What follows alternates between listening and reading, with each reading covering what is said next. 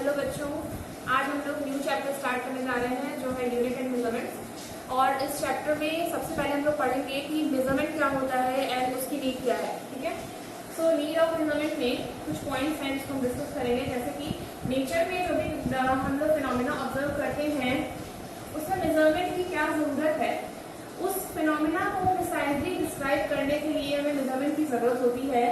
Next is किसी भी चीज को क्वांटिटेटिवली डिस्क्राइब करने के लिए, जैसे कि मैंने आप लोगों को दो तरह की एनालिसिस बताई थी, क्वालिटेटिव एंड क्वांटिटेटिव। ठीक है, तो कोई भी नेचुरल फिनोमिना हम लोग नेचर में ऑब्जर्व कर रहे हैं, उसकी प्रॉपर्टीज को क्वांटिटेटिवली डिस्क्राइब करने के लिए हमें मेजरमेंट की नीड होती है। Next is measurement forms the backbone in physics. और किसी भी चीज को अगर हम मेजर कर रहे हैं तो वो बताता है कि उस पर्टिकुलर मटेरियल की प्रॉपर्टीज क्या क्या है। ठीक है, किन किन चीजों पे डिपेंड कर रहा है और किस तरह से डिपेंड कर रहा है।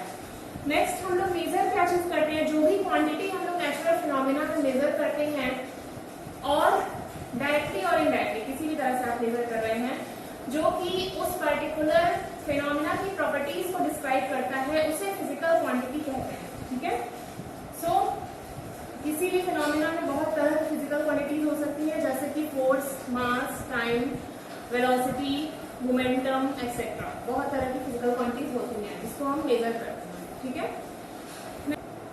Process of measurement. Process of measurement is basically a comparison. ठीक है, comparison of a quantity with standard unit. Unit क्या होती है? Unit is a quantity chosen and standard of measurement and accepted internationally in terms of which other quantities may be expressed। Unit क्या है? एक standard है measurement के लिए, जिससे कंपैरिजन करके हम नेचर में जितने भी फिनोमिना हैं उनकी वैल्यूज, उसमें जो भी प्रॉपर्टीज हैं उनकी फिजिकल क्वांटिटीज की वैल्यूज फाइंड आउट करते हैं। ठीक है, अब इसमें यूनिट में जो है, यूनिट को हम लोग यहाँ बेसिकली यू से डिनोट करेंगे। सो अगर हमें किसी भी नेचुरल फिनोमिना का मेजरमेंट करना है तो उसमें क्या क्या चीजें आती हैं? Measurement consist of two parts. First part is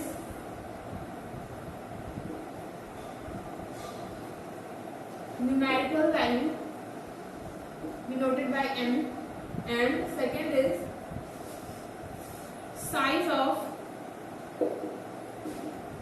the unit chosen. जो भी यूनिट वहां पे कंसीडर की गई जिसकी उसका साइज क्या है और पहला न्यूमेरिकल वैल्यू क्या है। ठीक है, सो अगर हमें किसी फिजिकल क्वांटिटी को लिखना है, मान लीजिए Q फिजिकल क्वांटिटी है, तो ये हो जाएगा N इंटू यू। मतलब किसी फिजिकल क्वांटिटी में यूनिट कितनी बार है? N टाइम्स है। ठीक है, यूनिट को कितनी बार लिया गया है? N टाइम्स लिया गया है। वो क्या बताता है? Value of that physical quantity. ठीक है, फॉर एग्जाम्पल अगर मुझे इस बोर्ड की लेंथ मेजर करनी है तो आपको मैंने एक यूनिट दे दी। ठीक है, मान लीजिए मीटर। सो आप यहां से मेजर करना स्टार्ट करेंगे इस एंड से दूसरे एंड तक। सो मान लीजिए इसकी आपने मेजर किया, इसकी जो लेंथ है वो 1.5 मीटर है। ठीक है, सो 1.5 क्या हो गया? n, एंड यूनिट मैंने आपको क्या दी थी? Unit is metre. ठीक है, 1.5 जो आया वो न्यूमेरिकल वैल्यू हो गई, और यूनिट जिस चीज से आप मेजर करते, जो टूल आपको दिया गया था वो क्या था यहाँ पे? मीटर। ठीक है, तो हम लोग physical quantity is length of this board क्या लिखेंगे? L is equal to 1.5 metre. ठीक है, इस फिजिकल क्वांटिटी में मीटर कितनी बार है? 1.5 टाइम्स है। ठीक है, और अदर एग्जांपल ले सकते हैं, जैसे कि अगर फोर्स दिया हुआ है 10 न्यूटन। ठीक है, तो यहाँ पे साइज ऑफ द यूनिट क्या है? न्यूटन, और न्यूमेरिकल वैल्यू क्या है? 10। मतलब अगर किसी फिजिकल क्वांटिटी फोर्स की वैल्यू हम मेजर कर रहे हैं वो 10 न्यूटन आ रहा है, दैट मीन्स कि इस फिजिकल क्वांटिटी में न्यूटन कितनी बार है? न्यूटन 10 टाइम्स है। ठीक है, 10 बार न्यूटन आ रहा है।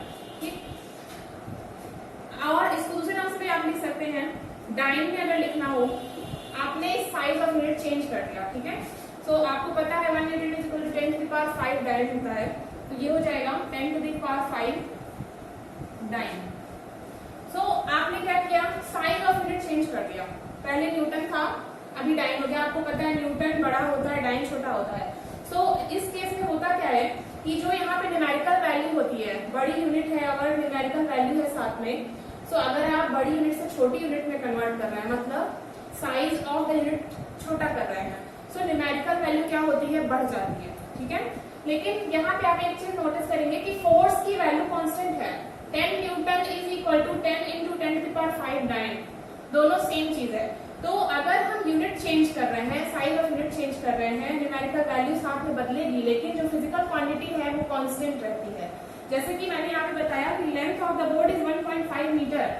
सो आप अगर इसको सेंटीमीटर में एक्सप्रेस करेंगे तो लेंथ ऑफ बोर्ड भी चेंज हो जाएगी। क्या चेंज हो रहा है, यहाँ पे size of the unit change हो रहा है और उसके साथ में न्यूमेरिकल वैल्यू चेंज हो रही है। ठीक है, तो हम लोग कह सकते हैं Q is equal to N1U1 is equal to N2U2। ठीक है, मान लो अगर लेंथ हम ले रहे हैं तो न्यूमेरिकल वैल्यू मीटर में अलग होगी और सेंटीमीटर में अलग होगी, लेकिन जो फिजिकल क्वांटिटी है, length of a particular object, वो सेम रहेगा। ठीक है, इस एक्सप्रेशन से आप लिख सकते हैं Nu इज अ कांस्टेंट, मतलब यहाँ पे जो Q है फिजिकल क्वांटिटी को कांस्टेंट हो गई।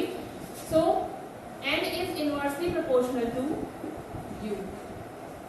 Numerical value size of the unit के इनवर्सली प्रोपोर्शनल हो। तो कांस्टेंट का मतलब है N is inversely proportional to U, that is अगर U बड़ा है तो N छोटा होगा और अगर U छोटा है तो N बड़ा होगा। ठीक है, next is types of measurement. Measurement दो तरह के होते हैं, पहला होता है डायरेक्ट मेजरमेंट और दूसरा होता है इनडायरेक्ट मेजरमेंट। ठीक है, डायरेक्ट मेजरमेंट में हम लोग क्या करते हैं, एक स्पेसिफिक टूल लेके उससे किसी फिजिकल क्वांटिटी को मेजर करते हैं। जैसे कि मैंने आपको एग्जांपल दिया था कि इस बोर्ड की लेंथ अगर मेजर करनी है आपको, मैंने मीटर दे दिया, 1 मीटर, मतलब 1 मीटर स्केल दे दी है, तो मीटर स्केल से आप मेजर करके बता देंगे कि इस बोर्ड की लेंथ कितनी है। ठीक है, सो इसको हम लिख सकते हैं बाय यूजिंग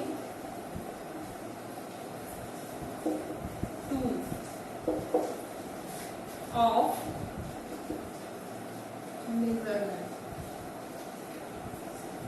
ठीक है, कोई टूल दे दिया है, मीटर स्केल हो गया, या फिर आपको स्टॉप वॉच दे दी गई है टाइम मेजर करने के लिए, तो उससे जो आप मेजर कर रहे हैं वो सारे डायरेक्ट मेजरमेंट होंगे। इनडायरेक्ट मेजरमेंट का मतलब है कि कोई भी चीज फिजिकल क्वांटिटी की वैल्यू आप मेजर कर रहे हैं बाय यूजिंग फॉर्मूला। ठीक है, आप डायरेक्टली नहीं मेजर कर सकते हैं, बाय यूजिंग फॉर्मूला। जैसे कि रेडियस ऑफ अर्थ आपको मेजर करना है, ठीक है, तो मीटर स्केल दिया जाएगा तो उससे आप कैसे मेजर करेंगे। So radius of earth measure करने के लिए आपको एक फॉर्मूला प्रोवाइडेड होता है जिसमें आप वैल्यूज पुट करके radius of earth find out करते हैं। सो डायरेक्ट मेजरमेंट में क्या है, आपको कोई टूल दिया जाएगा मेजर करने के लिए किसी फिजिकल क्वांटिटी को, like metre scale, stop watch या स्प्रिंग बैलेंस दे दिया गया। ठीक है, तो ये सारी चीजें क्या है, मेथड ऑफ डायरेक्ट मेजरमेंट। आप उसके जरिए जो है डायरेक्ट मेजरमेंट करते हैं किसी भी फिजिकल क्वांटिटी का, लेंथ हो गया, टाइम है, या फिर वेट ऑफ एनी ऑब्जेक्ट। ठीक है, इन डायरेक्ट मेजरमेंट में क्या है, आपको एक फॉर्मूला दिया होगा और उस फॉर्मूले में वैल्यूज पुट करके किसी पर्टिकुलर फिजिकल क्वांटिटी की वैल्यू फाइंड आउट करनी होगी, like radius of earth. Next is requirements for standard unit. Standard unit के लिए क्या क्या रिक्वायरमेंट्स होंगी।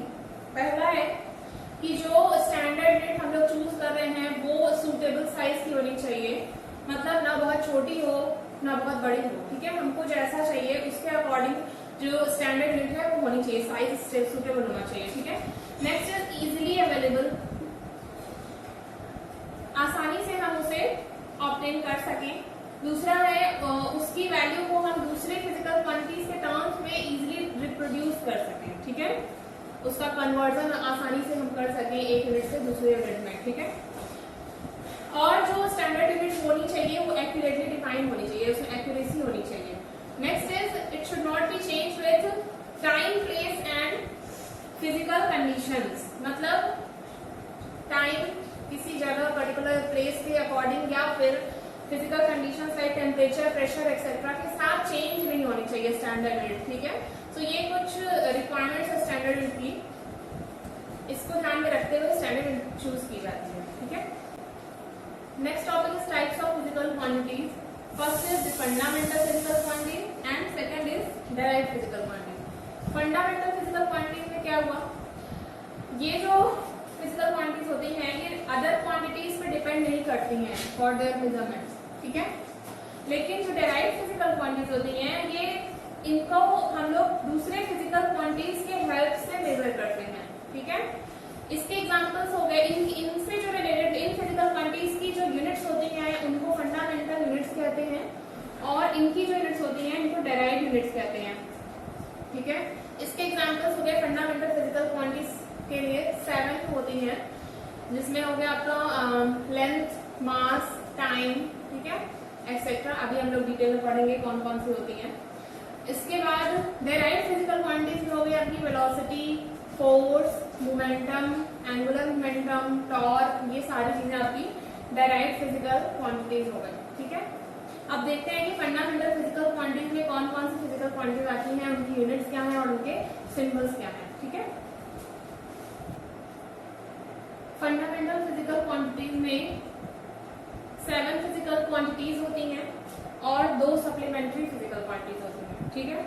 7 में कौन कौन सी है, length, mass, time, electric current, temperature, amount of substance and luminous intensity.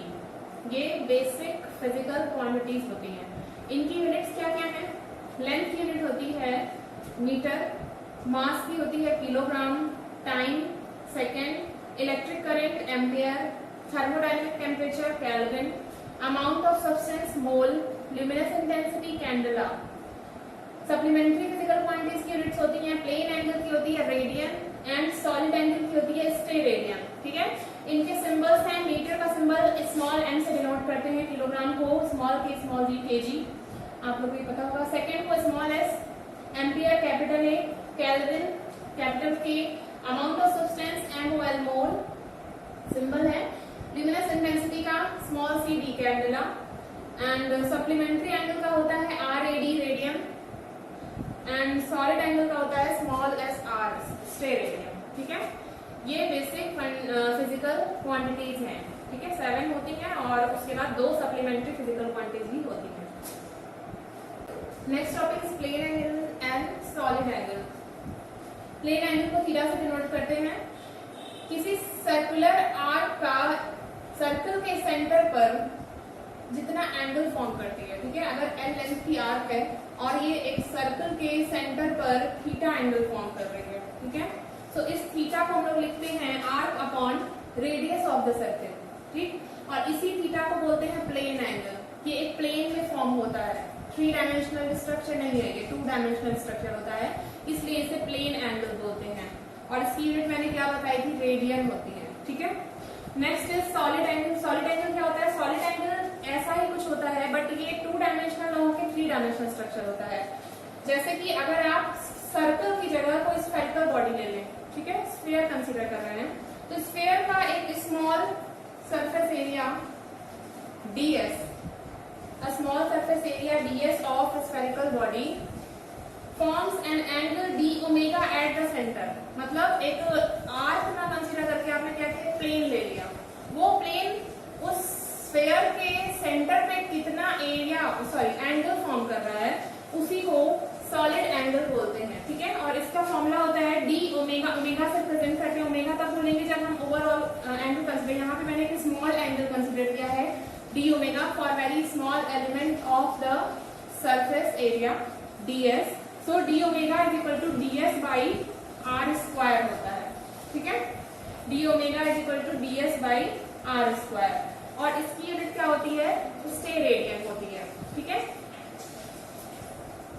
Derived physical quantities. Derived physical quantities बहुत सारी होती हैं, जिसमें से कुछ यहाँ मैंने मेंशन किए, जैसे frequency, power, force, pressure, electric charge, और भी होती है सेल्सियस टेम्परेचर, इलेक्ट्रिक रेजिस्टेंस, ठीक है. तो फ्रीक्वेंसी की यूनिट हो जाएगी hertz, power what, force Newton, pressure pascal, electric charge Coulomb, electric resistance की ओम होती है, और सेल्सियस टेम्परेचर की सेल्सियस, ठीक है. फ्रीक्वेंसी की यूनिट जो होती है हर्ट्ज, इसका सिंबल होता है Hz, ठीक है, कैपिटल H के साथ Z. वॉट को कैपिटल W से डिनोट करते हैं, न्यूटन को कैपिटल N, पास्कल को कैपिटल P एंड कूलॉम को कैपिटल C। ठीक है, ओम का सिंबल होता है इलेक्ट्रिक रेजिस्टेंस, ऐसे लिखते हैं ओम। ठीक है, और डिग्री सेल्सियस को इस तरह से लिखा जाता है। और भी बहुत सारी यूनिट्स होती हैं, डेराइव यूनिट्स होती हैं, जैसे कि मीटर क्यूब हो गया, मीटर पर सेकंड स्क्वायर हो गया, ये सारी भी डेराइव यूनिट्स होती हैं। Next topic system of units. 4 types की सिस्टम हम लोग पढ़ेंगे। पहला है FPS system, foot pound second system. Second है CGS system, centimetre gram second system. MKS system, meter kilogram second system, and SI units.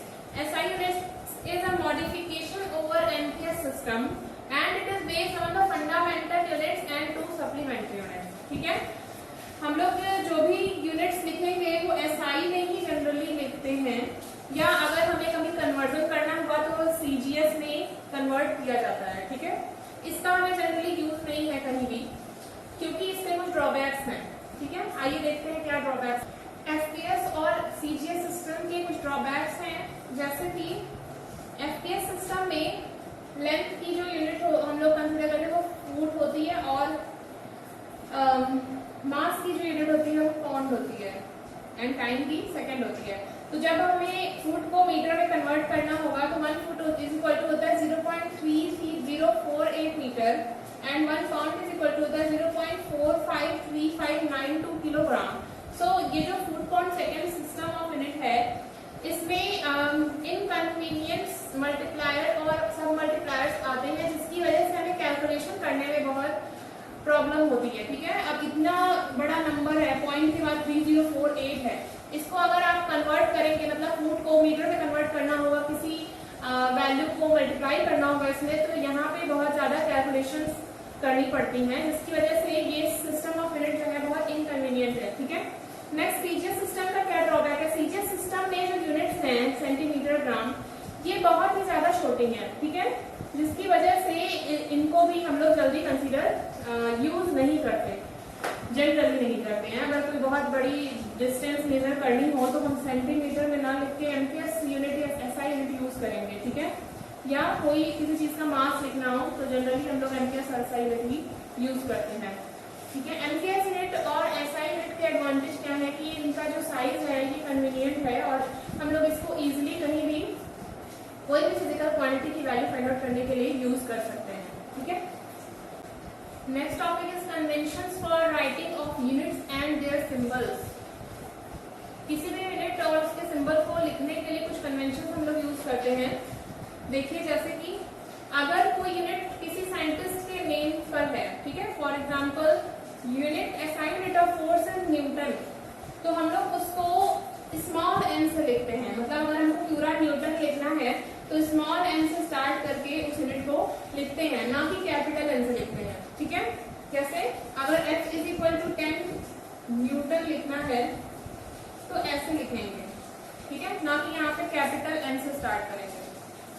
और अगर यूनिट साइंटिस्ट के नेम पे है और उसका सिंबल हमें लिखना है तो उस यूनिट का सिंबल कैपिटल लेटर से लिखा जाता है। ठीक है, जैसे कि यहाँ पे न्यूटन का जो सिंबल होगा वो कैपिटल N होगा, क्योंकि ये यूनिट किसी साइंटिस्ट के नाम पे है, ना कि स्मॉल n। और मीटर का जो सिंबल हम लिखेंगे वो लिखेंगे स्मॉल n, ना कि कैपिटल N, क्योंकि ये किसी साइंटिस्ट के नाम पे नहीं है। Units and symbols are never written in plural forms. जो भी हम यूनिट या सिंबल लिखते हैं वो कभी प्लूरल फॉर्म में नहीं लिखा जाता है। फॉर एग्जांपल, अगर लेंथ 1 मीटर है तो हम उसको 1m लिखेंगे, ना कि ms। ठीक है, यूनिट को सिर्फ m से डिनोट करेंगे, ms नहीं लिखेंगे, मीटर्स। इसका ये मतलब नहीं है कि ये 1 मीटर्स हो जाएगा। f is equal to 10 dyne, ठीक है, not dynes. Next rule is in a symbol we prefer not to use more than one solidus।